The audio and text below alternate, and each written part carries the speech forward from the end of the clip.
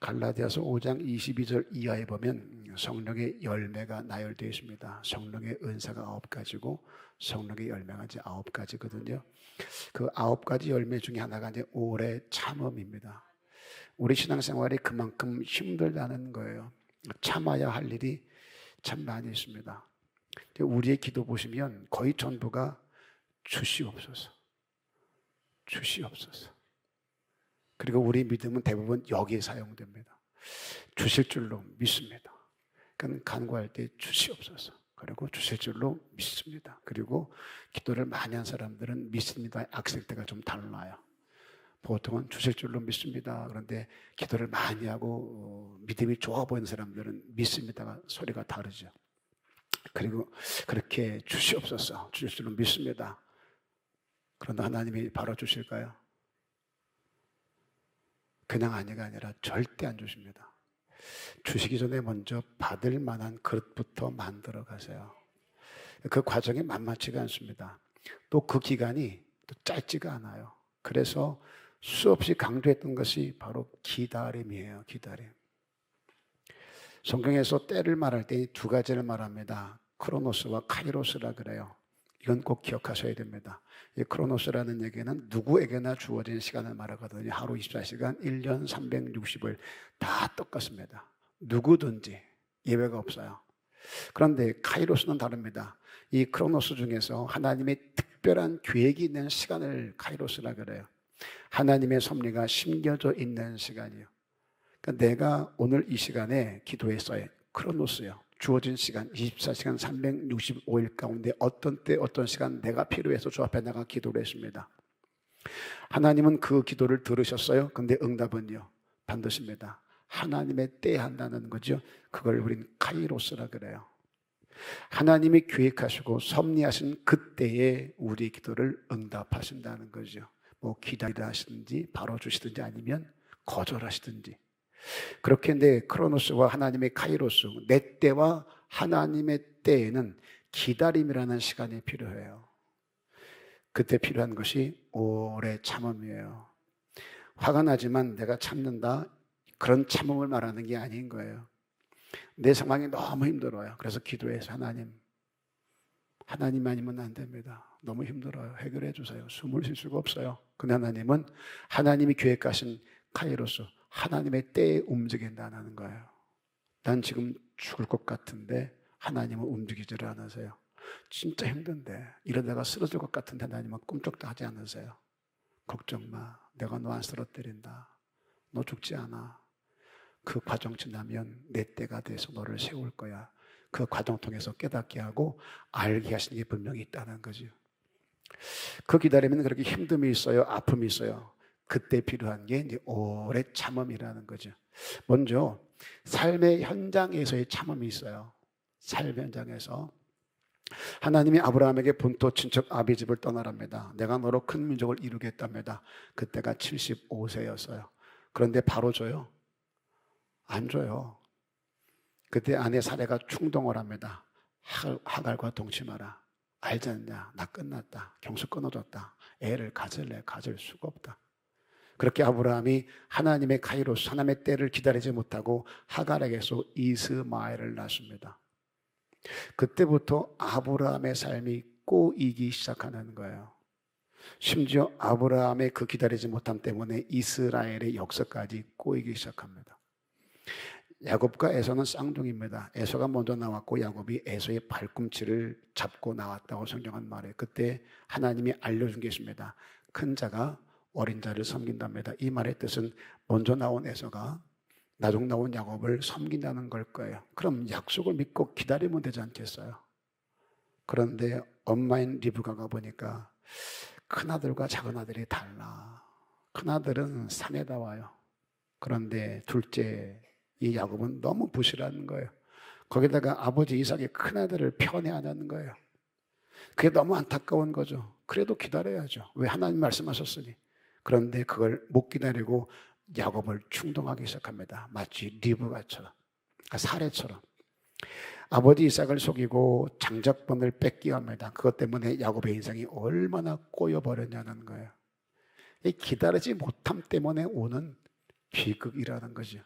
이렇게 카이로스가 아닌 크로노스의 움직이면, 다시 말해 하나님의 때를 오래 참아 기다리지 못하고 내가 정한 내 시간에 움직이면 이런 힘들고 어려운 일들이 찾아오게 되더라는 거예요. 이게 오늘 우리 얘기 아닌가 싶습니다. 저와 여러분들 얘기 아닌가요? 하나님의 약속은 저 멀리 있어요. 듣긴 들었는데 너무 멀리 있는 거예요. 근데 당장 내 눈에 보이는 현실은 답답해요. 자식을 봐도 그렇고, 우리 집에 가정 경제를 봐도 그렇고, 들어갈 때는 너무 많은데 자꾸 생기지 않아요? 그런데 들어오는 걸 보면 이거 가지고 어떻게 살라고 너무 시원찮은 거예요. 그렇다 하나님한테, 하나님, 내가 나 먹자 그래요? 나 살자 그래요? 주시면 내가 주의 일을 할 텐데 왜 안 주는 거예요? 좀 주세요. 방권사, 백날 기도해봐라 주는가? 아이고, 아멘 아멘, 고개를 끄덕거려봐라 주는가? 주님이 그래요. 어림없다 이거사.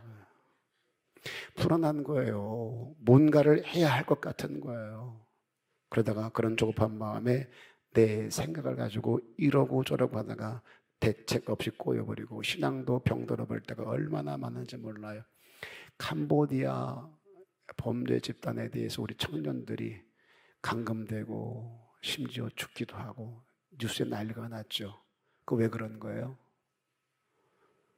취업난 때문에 또 돈에 욕심이 있어서 많은 돈을 준다니까 덜컥 거기 갔다가 심지어는 대출을 받았고 대부업체에서 돈 빌렸다가 못 갚으니까 캄보디아로 팔아넘기고, 이런 일이 너무나 많은 거예요. 우리 젊은 친구들이 이 땅에 살 수가 없어. 돈 좀 벌어보겠다고 그 척박한 데 가서 감금당하고 범죄자 아닌 범죄가 돼서 돌아온다는 얘기죠. 지금 우리가 살고 있는 때가 그런 때예요. 그런데 안타까운 것은 세상에 그렇게 쉽게 돈 버는 데가 어디 있겠냐고요. 속지 마세요. 공짜 좋아하지 마세요. 머리 벗겨진다 그러죠. 괜찮아, 그 정도면. 머리가 벗겨진 게 아니라 우리 가족이 벗겨져요. 인생이 벗겨져요. 살 수가 없어요. 100원 놓고 100원 준대. 아무것도 안 하는데 그런 게 어디 있냐고. 1000만 원 집어넣으면 다달이 100만 원을 이자로 주겠대. 여러분 같으면 그거 알려줘요, 안 알려줘요? 그런 데가 있으면 알려줘요, 안 알려줘요? 안 알려주지. 누가 알려주겠냐고. 그런 좋은 것을 알려줄 때는 그 사람이 착해서일까요? 생각을 한번 해보세요. 야, 이거 뭔가 이상하다. 그렇지 않아요? 하나님의 생각을 가지고 하나님의 길을 걸어야 되는데 자꾸 내 생각을 가지고 내 길을 걷다 보니까 이런 힘듦과 아픔들이 끊이지를 않는 거예요. 카이로스요, 하나님의 때를 그렇게 기다리는 저와 여러분 될 수 있기를 주님의 이름으로 부탁을 드립니다. 비록 지금 마음이 괴롭고 삶이 힘들어도 일상생활 속에서 이 오래 참음이요, 이게 신앙생활인 거예요. 다시요, 일상생활에서 약속을 믿고 오래 참아가는 거, 이게 신앙생활인 거예요. 그런가 하면 또 하나, 영적 오래 참음이요. 삶의 현장에서 오래 참음이 있어야겠지만 또 영적으로도 참음이 있어야 됩니다. 신앙생활에는 단계가 있어요. 아주 열심히 봉사합니다. 일을 잘해요. 그렇다고 신앙이 성숙하고 온전한 건 절대로 아니에요. 착각하지 마세요. 목사님, 저분은요 교회에서 얼마나 봉사를 잘하는지. 그 사람은 저기 부녀회 가도 열심히 일할 사람이에요. 그 사람은 불교를 만나도 열심히 일할 사람이었어요. 그 사람은 어느 공동체, 동호회 같은 데가 가입하잖아요. 거기서 열심히 일할 사람이에요. 그건 성향이에요, 성향. 일을 못하던 사람이 예수 만나 일자로 그렇지 않아요. 성향이에요, 성향인 거. 일을 잘한다고 해서 신앙이 성숙한 건 절대로 아니라는 말이에요. 우리가 처음 예수 만나면 기뻐요. 그런 때가 있잖아요.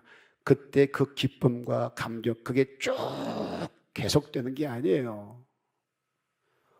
오르내림의 굴곡이 반드시 있습니다. 기뻤다가 다운됐다가 또 기뻤다가 다운됐다가 행복했다가 또 열받았다가 오락가락하는 게 우리란 말이에요.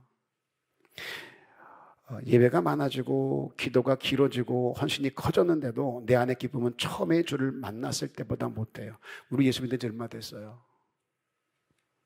꽤 오래되지 않았어요? 저는 모태 신앙입니다. 얼마나 오래됐겠어요? 그럼 예배를 제가 얼마나 많이 했겠어요? 그러면 그때보다 지금이 훨씬 더 성숙해야 되지 않겠습니까? 근데 그렇게만 해요? 아니요. 처음에 예수 믿을 때, 기도할 때, 응답받을 때, 방언받을 때, 하나님의 역사를 경험했을 때 너무 기뻤고 너무 좋았거든요. 교회가 전부인 줄 알고 교회에서 살다시피 했거든요. 그런데 예배를 거듭하면 거듭할수록 더 성화가 되고 더 변화가 돼서 주님을 닮아가야 되는데 그때 그 감격을 잃어버릴 때가 훨씬 더 많다는 거예요. 지금 옆에 있는 사람들 한번 이렇게 봐보세요. 그분들이 얘기할 때 지금을 얘기 많이 하고 미래를 많이 얘기해요? 아니면 옛날 얘기를 많이 해요? 보통 옛날 얘기를 많이 해요. 아유, 옛날에 나도 이뻤었는데. 그런 거짓말을 왜 하는지 모르겠어요. 그때 이뻤으면 지금도 이뻐. 아니, 왜 그런 거짓말을, 그런 착각을 왜, 예수를 오래 믿으면 더 정직해지고 진실해지고 그래야죠. 난 옛날엔 사람이 아니었어. 지금은 인간 된 거야. 이래야 정답이지. 옛날엔 제가 착했대, 선했대. 근데 왜 이렇게 악해진 걸까요? 예수 믿고? 이걸 우리 착각이라 그래요. 내 안의 기쁨은 처음에 주를 만났을 때보다 못할 때가 너무나 많아요. 이게 우리 인생에 있는 거예요. 우리는 이걸 영적 침체기라고 얘기합니다. 다시요, 영적 침체기요. 16세기 수도사였던 요한은 이 영적 침체를 영혼의 어두운 밤이라고 정의해서 영혼의 어두운 밤, 이거는 예외가 없어요. 저도 마찬가지입니다. 그가 이런 경험을 말합니다. 어느 때부터 자기 영혼이 사막에 있는 것 같더래. 가만히 들어보세요. 나도 저랬는데 아마 동의가 될 거예요. 자기 영혼이 사막에 있는 것 같더래요. 자기 안에서 사악한 기운이 커져가는 것을 느낀대요. 사악한 기운이. 심지어 모든 사람이 적처럼 느껴지더래요.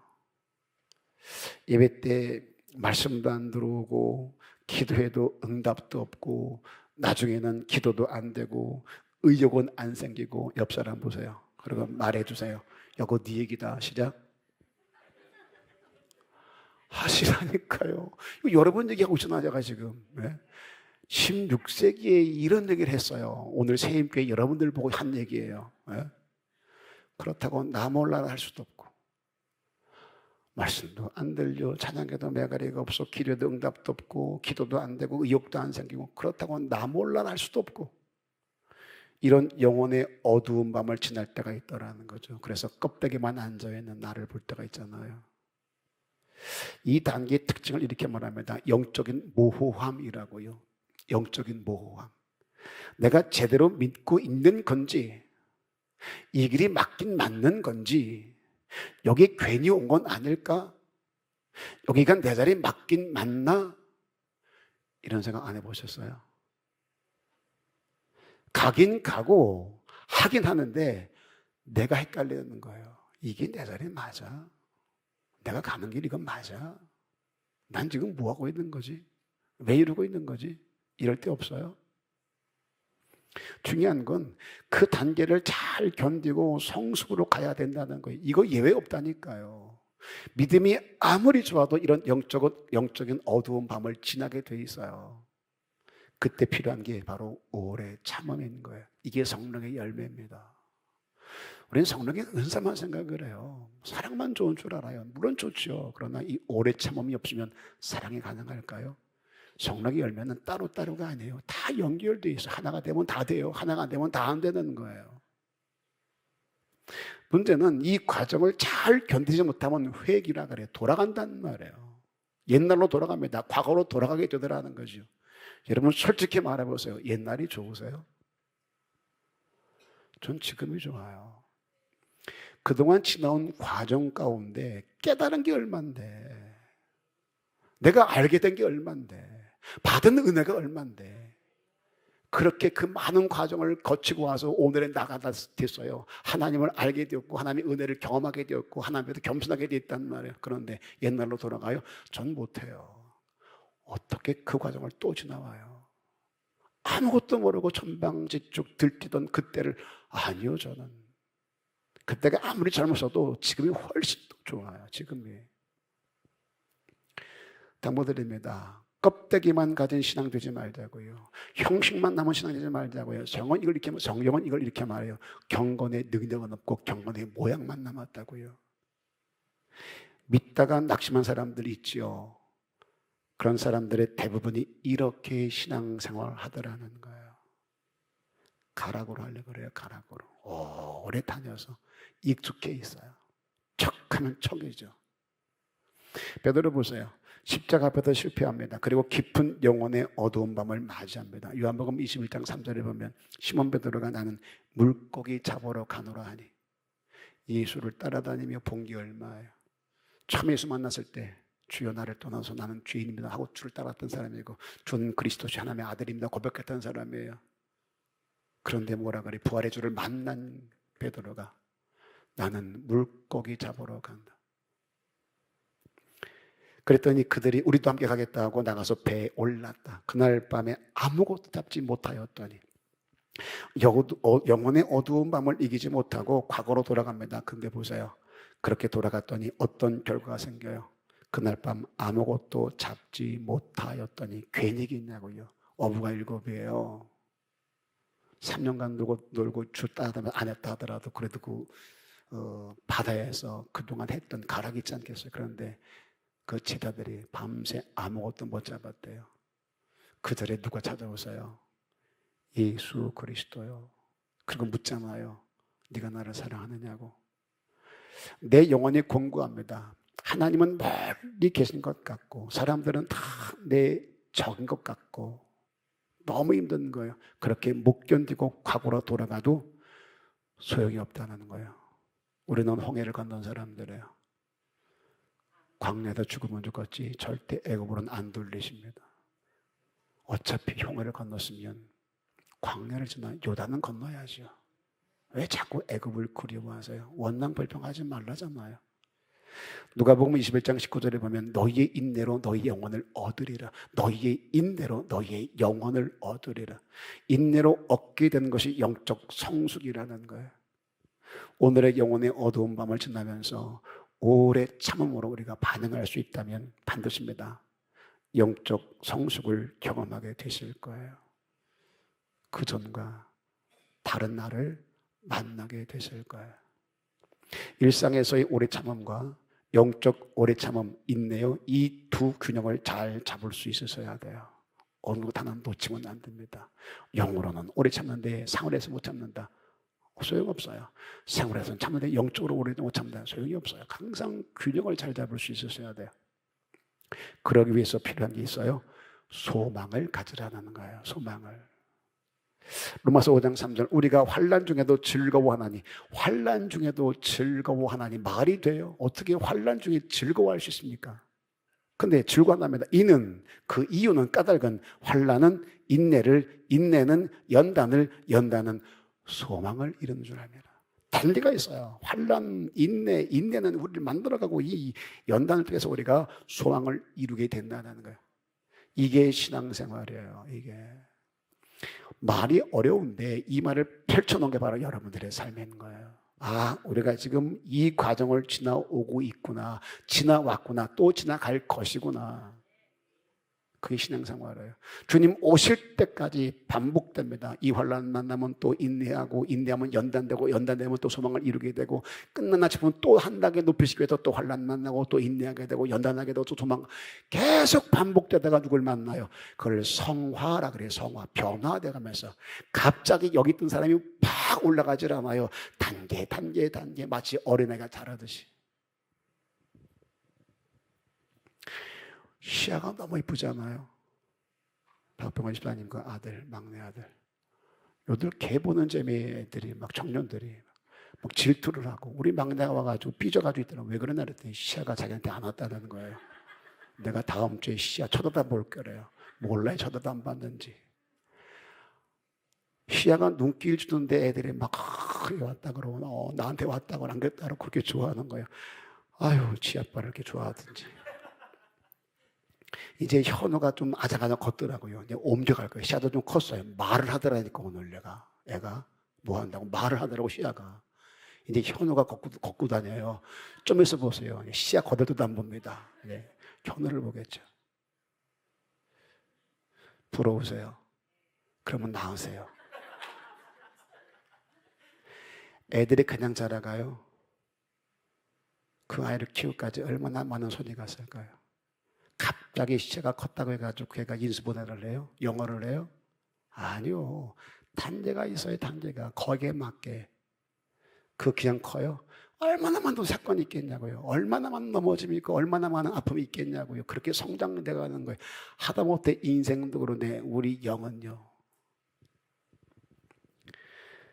야고보서 5장 7절에 보면 농부가 땅에서 나는 귀한 열매를 바라고 길이 참아 비를 기다리는 것처럼 길이 참으라고 얘기하고 있습니다. 농부가 땅에서 나는 귀한 열매를 바라고 길이 참아 비를 기다리는 것처럼 길이 참으라.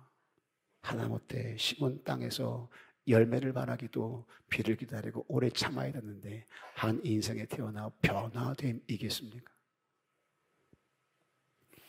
농부가 씨를 뿌리고 그 다음날 거둘까요? 기대할까요? 아니요. 어떻게 그 긴 시간을 기다릴 수 있어요? 소망이 있는 거예요. 소망. 귀한 열매를 바라는 소망이요. 비록 그 소망이 좌절을 만날 때가 있지만 그래도 포기하지 않고 계속 그 일을 감당하다 보면 웃을 날이 온다는 거예요. 사라가 약속의 말씀을 끝까지 놓치지 않고 이 카이로스 하나님이 준비하신 그때를 소망했다면, 하나님이 약속하셨으니 내 태가 말랐다 할지라도 하나님은 어떻게든 하실 거야 라고 소망했다면 이스마엘 만들지 않아도 됐을 거예요. 리브가가 하나님의 약속의 말씀을 붙잡고 카이로스요, 하나님이 계획하신 그때를 소망했다면, 그래 작은 자가 큰 자가 작은 자를 섬긴다고 했는데 야곱을 통해 이루실 일이 있을 거야 기다렸다면요, 야곱을 고생시키지 않아도 됐을 것이고 리브가도 마음 졸이지 않아도 됐지 않았을까요? 하나님의 길과 생각은 나와 다르대요. 하늘이 땅보다 높음처럼 하나님의 길과 생각은 내 생각보다 높다라고 말씀하고 있어요. 내 머리로 이해가 되지 않을 거예요. 볼 수도 없어요. 필요한 길에서 믿음이 있는 거예요. 하나님이 말씀하셨으니 하나님의 때에 이루실 것이다. 내가 할 일은 그때를 소망하며 기다리는 거다.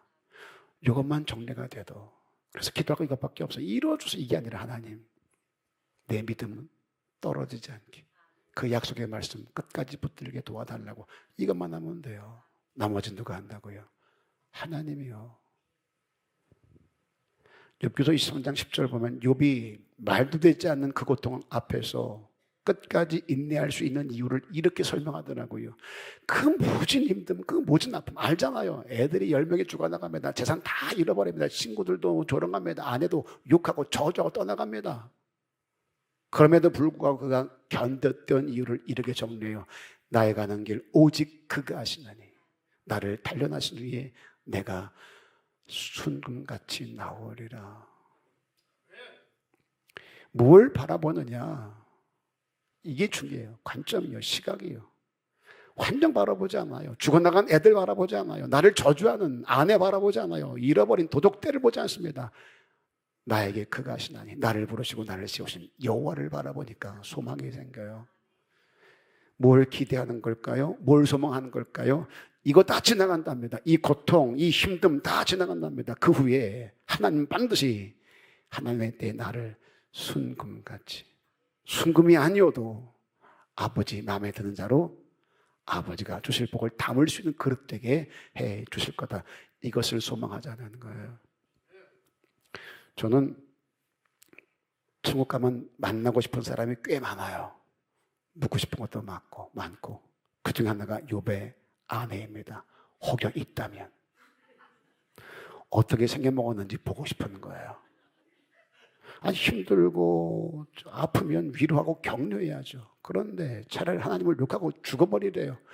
어떻게 생겼을까 궁금하다가 기도하는데 짐작은 가요. 제가 짐작은 가요. 비슷한 분들을 제가 많이 봤어요. 그동안에 방화동에서 세임교회에서. 난 세임교회 없을 줄 알았다. 야, 사람은 다 똑같은 거예요. 방화동이나 토당도 뭐가 다르겠어요. 사람 계적이 똑같은데. 여러분, 이거 제가 하는 얘기 아니라 제가 그동안 들었던 얘기를 할 테니까 한번 해보세요. 이런 얘기를 들어본 적이 있고 한 적이 있으면 한번 그따위로 하려면 다 때려치워. 한 적이 있어요, 없어요?